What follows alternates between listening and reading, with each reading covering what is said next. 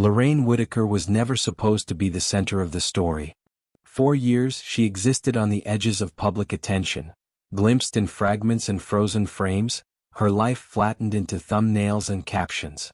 People talked about the Whittakers as a family, as an oddity, as a symbol of isolation and inbreeding, but Lorraine herself remained mostly silent in the public imagination. Then everything changed when the identity of Timmy's father was finally spoken out loud. Once that name surfaced, the entire story shifted weight. It stopped being abstract. It stopped being rumor layered on rumor. It stopped being speculation that could float forever without consequence. A name has gravity. A name forces questions to land.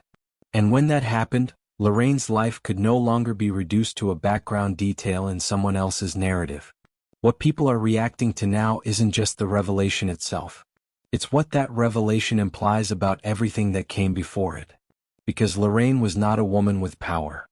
She was not someone with access to protection, education, or the ability to advocate for herself. She lived her entire life inside a narrow world shaped by geography, poverty, disability, and isolation. When people talk about her now, they often forget that context. They talk as if she had choices most of us take for granted.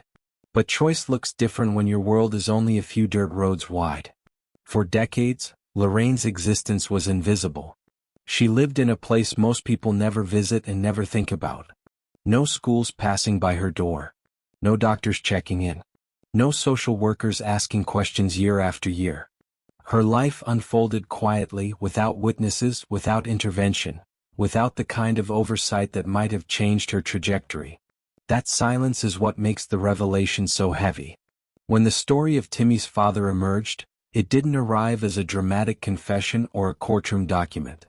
It came through family testimony, through fragments of explanation offered by people who themselves live with limitations and trauma. And yet, those fragments were enough to crack the story open. Because once people understood that Timmy's existence was tied not just to inbreeding or isolation but to an act of violence, the entire narrative demanded to be re-examined. Lorraine was no longer just a woman living in poverty. She became a survivor whose story had never been told on her own terms. That realization unsettled people. It forced viewers to confront an uncomfortable truth. Suffering doesn't always announce itself in ways the outside world can recognize. Sometimes it hides in plain sight. Sometimes it exists in places no one is looking.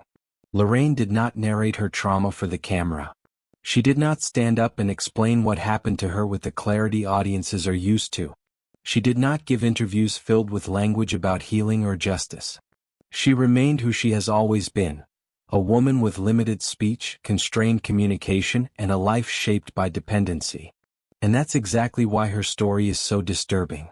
When someone cannot fully articulate what happened to them, the world often responds by doubting that anything happened at all. Silence gets mistaken for absence. Confusion gets mistaken for consent. Disability gets mistaken for unreliability. But none of those assumptions hold up under scrutiny. Lorraine's life unfolded in a place where isolation was normal and oversight was rare. In communities like that, harm can happen without consequence simply because no one is watching. No one asks questions. No one connects dots.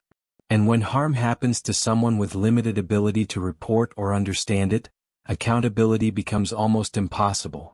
This is what makes the revelation about Timmy's father feel less like a plot twist and more like a confirmation of everything people feared but couldn't quite name.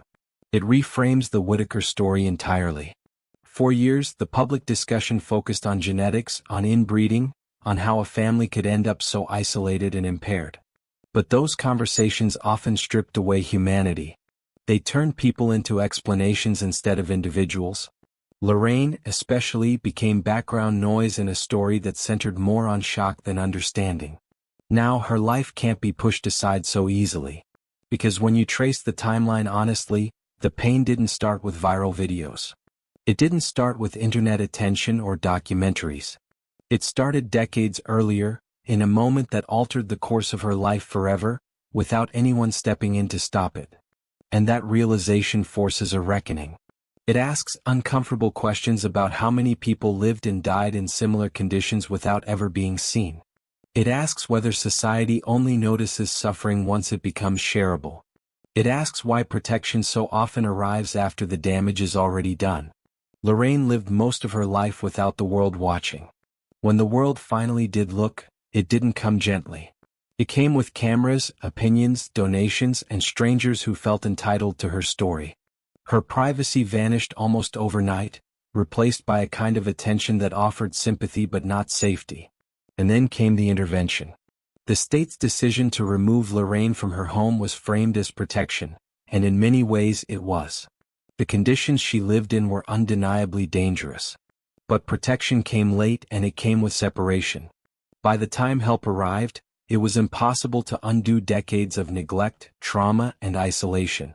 So now people are left holding two truths at once. On one hand, Lorraine is safer than she was before. On the other, she lost the only world she had ever known. Safety did not come with closure. It came with rupture. This is why the story is exploding now. Not because people crave scandal, but because they are confronting the consequences of collective indifference. Lorraine's life reveals what happens when vulnerable people exist outside the reach of systems designed to protect them. Her story challenges the audience in a way few viral stories do. It doesn't offer easy villains or satisfying resolutions. It offers discomfort. It offers the realization that harm can persist for decades without intervention, and that even well-intentioned attention can cause further damage. As people react to the revelation about Timmy's father, it's important to remember who this story actually belongs to. It belongs to Lorraine. Not to the internet. Not to commentators. Not to headlines. She is not a plot device. She is not an explanation for someone else's condition. She is a woman whose life unfolded in silence, and whose trauma is only now being acknowledged. What comes next matters. Because this moment can become just another cycle of outrage and consumption, or it can become something more responsible. It can force a deeper conversation about how society treats people who cannot advocate for themselves. About how easily isolation turns into invisibility. About how often protection comes too late. Lorraine's story didn't explode because people love shocking details. It exploded because it exposed a failure that spans generations. And once that truth is seen, it can't be unseen. Once the father's identity entered the public conversation, people began asking the wrong question first. They asked who he was, where he lived, what kind of man he had been. Those questions feel natural, but they miss the deeper issue. The real question is how something so life-altering could happen to Lorraine without anyone noticing, intervening, or protecting her. Because Lorraine did not live in a world built to catch harm. She lived in a world where survival came before safety, where disability existed without services, and where isolation functioned like both a shield and a cage. The back roads of rural West Virginia did not offer the kinds of systems people assume are universal. There were no regular wellness checks. No consistent medical oversight. No educational structure that could have flagged vulnerability early. Lorraine's life unfolded outside the frame of institutions that might have recognized danger. That absence matters. When people imagine abuse, they often imagine dramatic moments followed by immediate consequences. They imagine police reports, investigations, interventions. But that model assumes visibility. It assumes the victim can communicate clearly. It assumes there are witnesses, records, or at least someone asking questions. Lorraine had none of that. Her communication was limited. Her world was small. Her dependence on family was total. And in environments like that, harm does not announce itself. It blends into routine. It becomes another unspoken burden carried quietly because there is no language, no space, and no support to process it. This is why the story feels so destabilizing now. Because people are realizing that the worst part may not have been the act itself, but the silence that followed it. Silence enforced not by choice but by circumstance. According to family accounts, Lorraine did not come forward to authorities. There was no report filed. There was no investigation. That absence has led some to question whether the story is real, but that skepticism reveals a profound misunderstanding of how abuse functions in isolated, vulnerable communities. Reporting requires access. Reporting requires understanding. Reporting requires trust in systems that have likely never shown up for you. Lorraine had none of those things. And even if she had tried to speak, would anyone have listened? Would her words have been believed? Would her communication limitations have been interpreted as confusion instead of truth? These questions don't have comforting answers. The more people sit with Lorraine's story, the more they begin to understand that it is not unique. It is extreme, but it is not rare. Across rural America, people with disabilities live in conditions where oversight is minimal and accountability is distant. Harm can exist for years without consequence simply because no one is paying attention. This is the uncomfortable reality behind the shock. The revelation about Timmy's father did not create new pain. It revealed old pain that had been ignored for decades. It forced people to confront the idea that suffering can exist quietly, without drama, without headlines, until someone accidentally shines a light on it. And when that light finally came, it did not bring relief. It brought scrutiny. Lorraine's life was suddenly being examined by millions of strangers who had no relationship to her, no understanding of her limitations, and no responsibility for her well-being. Her trauma became a topic of debate instead of a reason for care. This is where the story becomes ethically complicated. Public awareness can be powerful, but awareness without context becomes voyeurism. When people learn about trauma after the fact, especially trauma involving someone who cannot speak for themselves, there is a tendency to fill in gaps with assumptions. Some assume guilt. Some assume complicity. Some assume exaggeration. And others assume that suffering must have been obvious if it were real. But suffering is not always visible, especially when it belongs to someone the world has already decided not to see. Lorraine's disability did not protect her. It exposed her. It made her easier to dismiss, easier to overlook, easier to exploit. And because she lived in a place where systems rarely reached, that exploitation could happen without consequence. People now want accountability. They want justice. They want answers. But justice has a timeline, and Lorraine's story exists mostly outside of it. The person identified as Timmy's father is no longer alive. There will be no trial, no confession, no official reckoning. What remains is responsibility. Responsibility to understand how this happened. Responsibility to acknowledge the failures that allowed it. Responsibility to stop treating stories like Lorraine's as anomalies instead of warnings. The public focus often drifts toward sensational details, but those details distract from the systemic truth. Lorraine's life was shaped by conditions that made harm more likely and protection less accessible. Poverty narrowed her world. Isolation removed witnesses. Disability silenced her voice. And neglect ensured no one came looking. When people say this story exploded, what they really mean is that it broke through denial. It shattered the comfortable belief that extreme harm would always be noticed, reported, and addressed. Lorraine's life proves otherwise. And then there is Timmy. Timmy is often discussed as evidence of genetics, as proof of inbreeding, as a visual representation of generational isolation. Rarely is he centered as a person born into trauma he did not choose. His existence is often debated as a fact, not considered as a consequence. If Lorraine's account is true, Timmy's life began with violence. That matters. Not because it defines him, but because it contextualizes the circumstances of his birth. It shifts the narrative away from blame and toward understanding. Timmy did not come into the world because of recklessness or moral failure. He came into the world because a vulnerable woman was harmed in a place where harm could hide. And that reality should change how people talk about both of them. The internet has a tendency to flatten stories into single explanations. For years, the Whittakers were explained through genetics alone. That explanation was incomplete. Now, some want to replace it with another single explanation focusing only on assault. That too is incomplete. The truth is layered. Lorraine's life cannot be reduced to one event, just as the family struggles cannot be reduced to one cause. Poverty, isolation, disability, neglect, and violence all intersected. Each one compounded the others. Together, they created a situation where suffering could persist unnoticed. This is why the story feels overwhelming. It doesn't offer a clean resolution. It doesn't present a villain who can be punished or a system that can be easily fixed. It reveals a slow, grinding failure that unfolded over decades.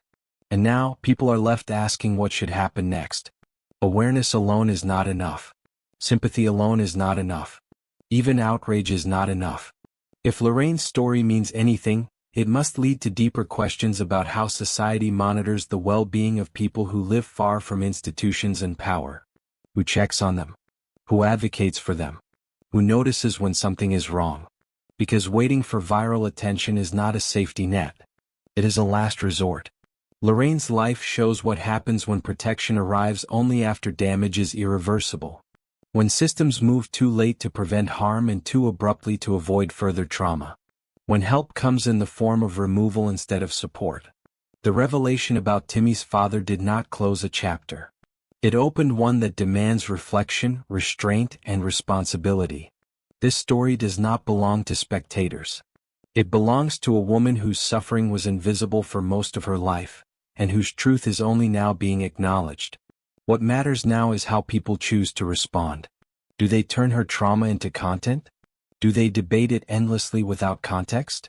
Or do they recognize it as evidence of a broader failure that deserves serious attention? Because Lorraine's story is not shocking because it is rare. It is shocking because it is possible.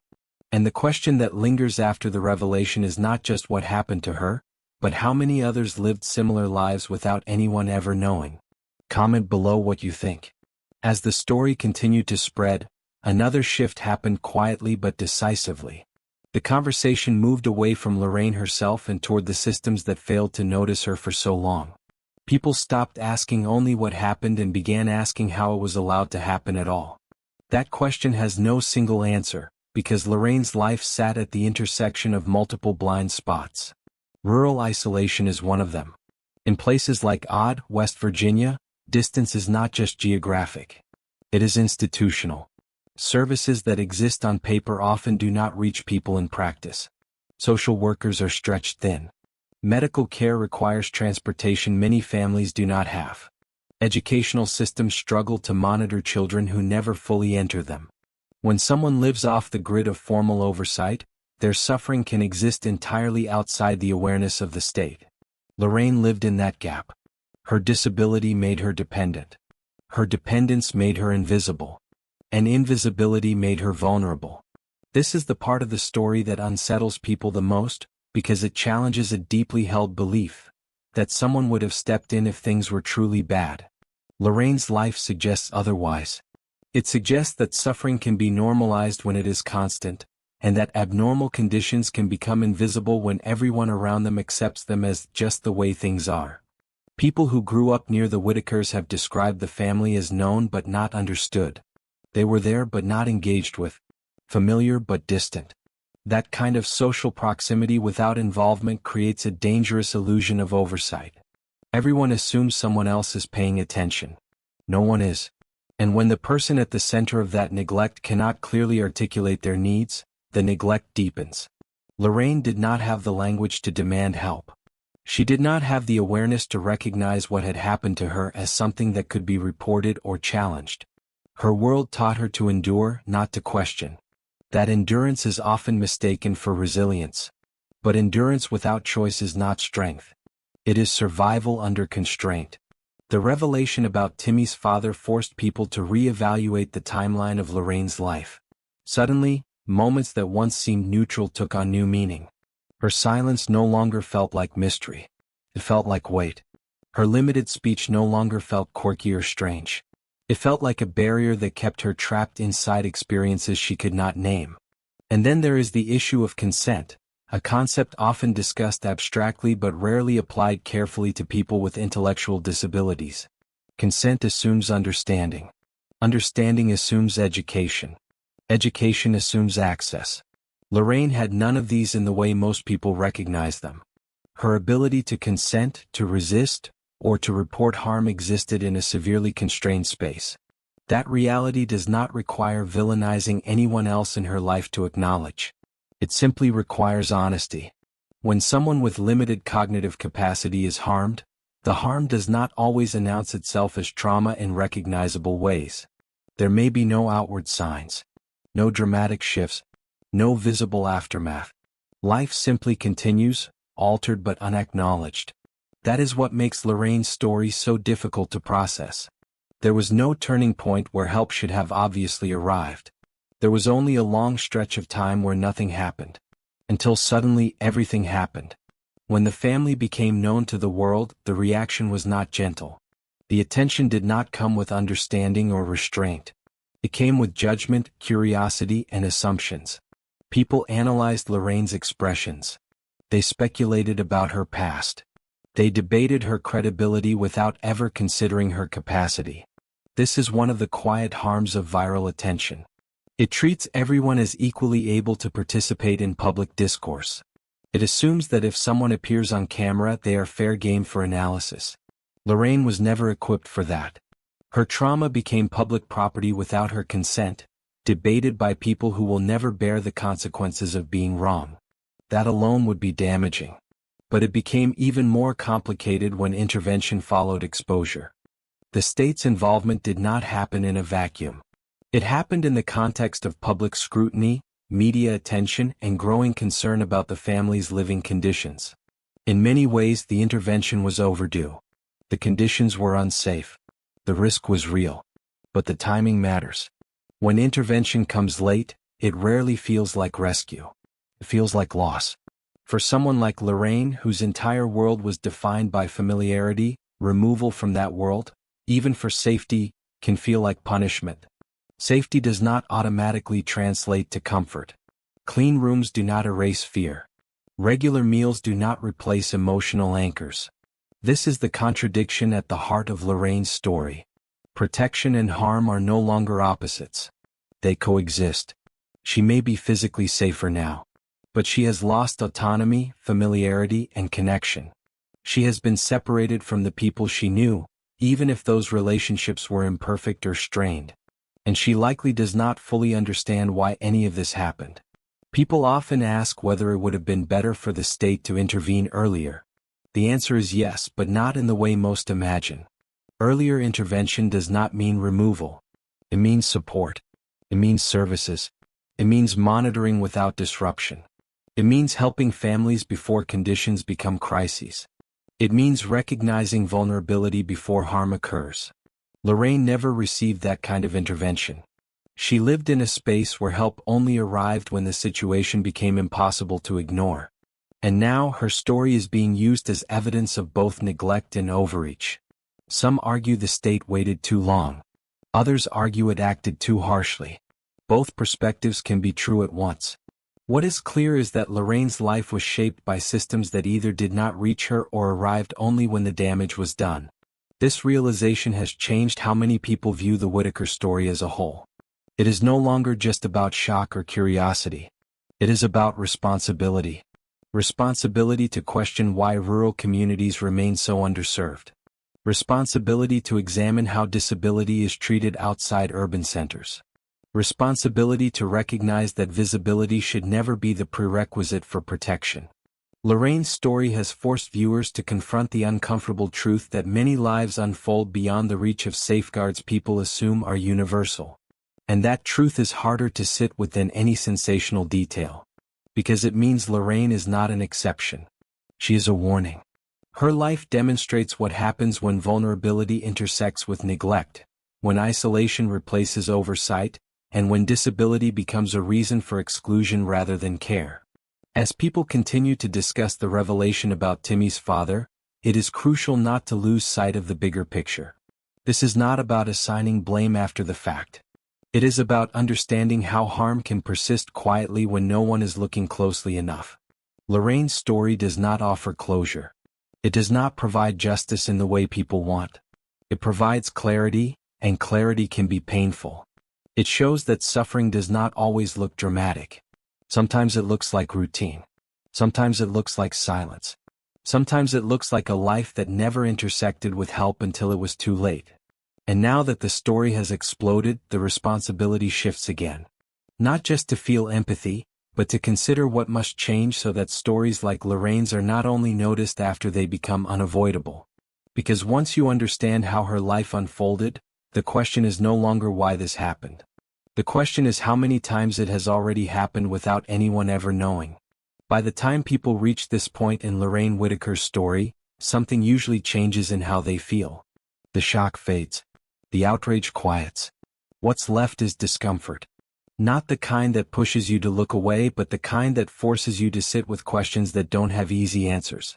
Because Lorraine's story does not resolve cleanly. There is no courtroom moment. There is no confession that brings relief. There is no ending where everything is made right. Instead, there is a life that unfolded largely unseen, shaped by forces far bigger than any single person, and altered permanently long before the world ever noticed. When people talk about the revelation of Timmy's father, they often frame it as the moment the truth came out. But that framing is misleading. The truth did not suddenly appear. It had been there all along, buried under silence, isolation, and neglect. What changed was not the truth itself, but the world's willingness to look at it. And even now, looking does not mean understanding. Understanding requires resisting the urge to simplify. It means acknowledging that Lorraine's life cannot be reduced to one event, no matter how traumatic.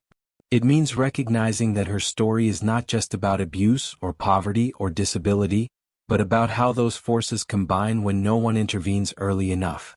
Lorraine lived in a space where harm could exist without being named, where survival replaced self-determination, and where protection was conditional on visibility. Her life challenges the comforting belief that systems will always catch the most vulnerable before it's too late. They didn't catch her. By the time intervention arrived, the focus had shifted from prevention to containment. Safety became the priority, but safety came at the cost of familiarity and autonomy. Lorraine was removed from the only environment she had ever known, not because she suddenly became vulnerable, but because her vulnerability finally became undeniable. That distinction matters. It means the problem was never new. It means the conditions that shaped her life had existed for decades. It means the failure was not sudden, but slow and cumulative. People often ask whether the intervention was right or wrong. That question misses the point. The more important question is why intervention was delayed until no other option remained. If Lorraine had received support earlier, real support, not surveillance, her life might have looked different. If someone had checked in consistently. If someone had asked the right questions. If someone had recognized that disability combined with isolation creates extreme risk. But none of that happened. And now, the conversation risks repeating the same mistake in a different form. Lorraine's story is being consumed, debated, and analyzed by people far removed from the reality of her life. Her trauma is being discussed as a revelation rather than a responsibility. Responsibility is harder. Responsibility means asking what changes need to happen beyond this one story. It means questioning how many other people live in similar conditions right now. It means recognizing that viral attention is not a solution. It is often a symptom of systemic failure. Lorraine did not ask to become a symbol. She did not ask for her past to be dissected. She did not ask for her life to be reframed through headlines and commentary. She lived quietly, enduring circumstances she likely did not have the language to challenge. And that endurance has been misread too many times as acceptance. One of the most damaging myths surrounding stories like Lorraine's is the idea that silence equals consent or contentment. In reality, silence often signals the absence of alternatives. When someone has never been offered help, they do not know to ask for it. When someone has never been protected, they do not imagine protection is possible. Lorraine's life existed within those limits. Now that the world knows more, the risk is that attention will move on without accountability. That the story will fade after the emotional peak, leaving nothing changed for the next person living in similar conditions. This is where the audience matters. Not as spectators but as participants in shaping what comes next. Because public attention can either pressure systems to improve or reinforce the cycle where harm is only addressed once it becomes impossible to ignore. Lorraine's story should not be remembered as shocking. It should be remembered as instructive. It shows what happens when rural poverty is treated as inevitable rather than solvable. It shows what happens when disability services fail to reach isolated communities. It shows what happens when protection is reactive instead of proactive. And it shows the human cost of waiting too long. There is also a responsibility to be careful with judgment. It is tempting to search for someone to blame, someone whose actions can be isolated and condemned. But Lorraine's story does not fit neatly into that framework. The harm she experienced was enabled by neglect more than malice, by absence more than action. That does not make it less serious. It makes it harder to address. Because preventing stories like Lorraine's requires investment, attention, and long-term commitment. It requires reaching people before crisis points. It requires valuing lives that exist far from cameras and headlines. It requires believing that dignity is not something people earn by being visible. As the conversation continues, it is worth asking what Lorraine would have needed at different points in her life. She needed oversight, not surveillance. She needed support, not scrutiny. She needed protection, not pity. And she needed it long before her story ever reached the public. The revelation about Timmy's father has changed how people view the Whittaker family, but it should also change how people think about vulnerability more broadly. This is not an isolated tragedy. It is a reflection of gaps that still exist. Those gaps are not abstract. They are geographic. They are economic. They are institutional. And they are human. Lorraine's story does not end with clarity. It ends with responsibility being handed to everyone who now knows it. What people choose to do with that knowledge matters. Will it become another moment of outrage that fades? Will it become another piece of content consumed and forgotten? Or will it become a reason to demand better systems for people who cannot demand them for themselves? Because Lorraine's life reminds us of something uncomfortable but essential. Suffering does not always announce itself. Sometimes it waits quietly, hoping someone will notice before it's too late. The world noticed Lorraine late. The question now is whether it will learn from that delay. Comment below what you think. Thank you for watching this video. Click here to watch another video that might interest you.